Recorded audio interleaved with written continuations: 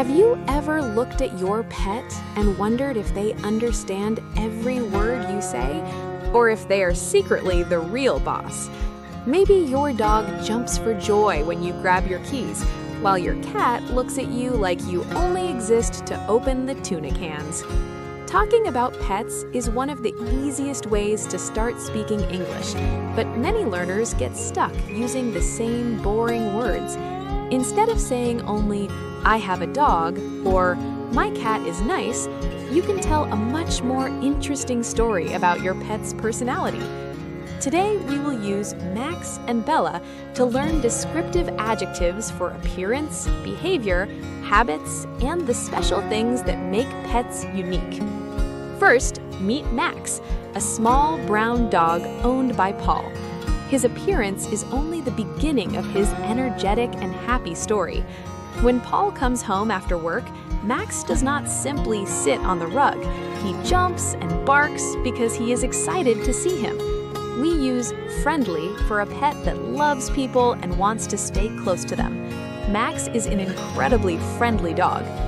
Max is also very funny because his silly behavior makes people laugh, and he always seems ready to turn an ordinary moment into playtime. If your pet is always beside you and never leaves you, the best word to use is loyal. Max is a loyal companion.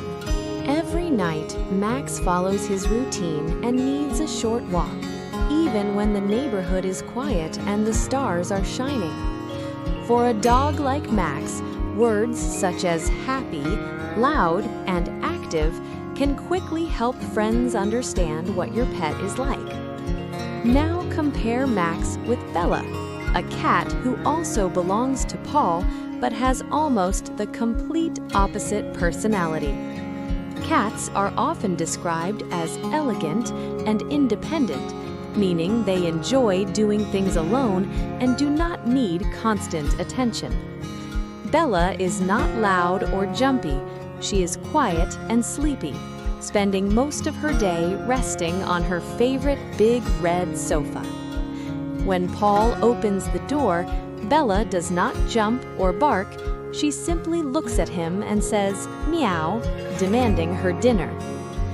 We use boss for a pet that likes to be in charge and seems to tell you exactly what to do. Even though Bella is independent, she is sweet too.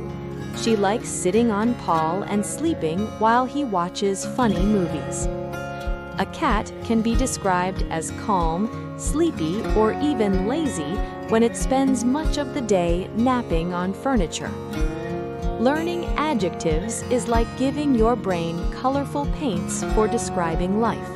Instead of cat, you can think, "My cat is quiet."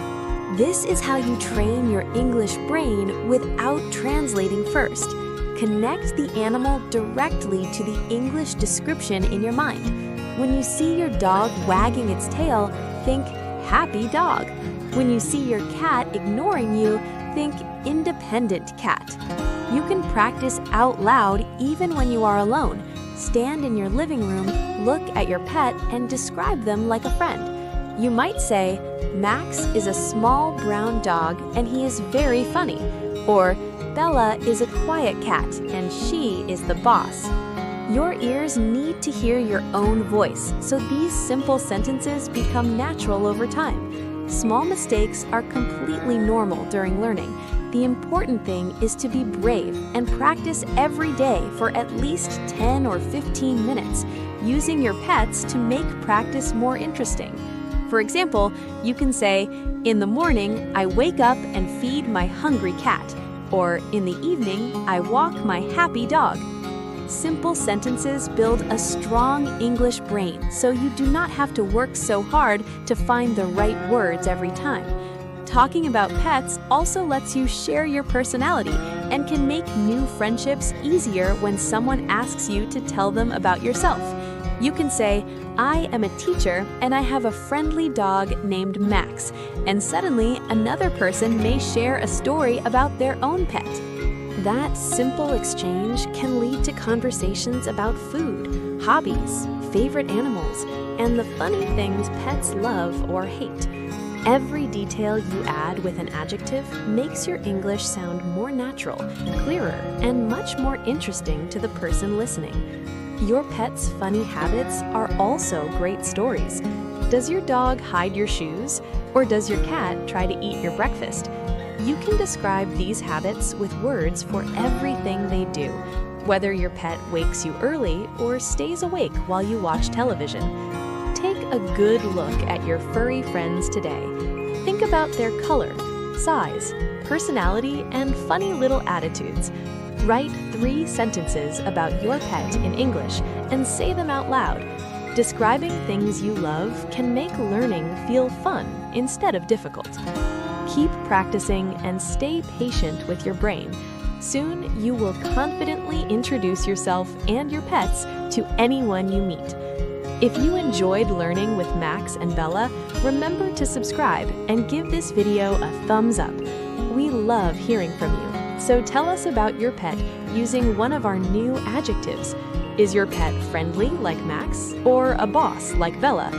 Keep practicing your English journey every day, and remember that talking about the things you love can make speaking easier and more enjoyable.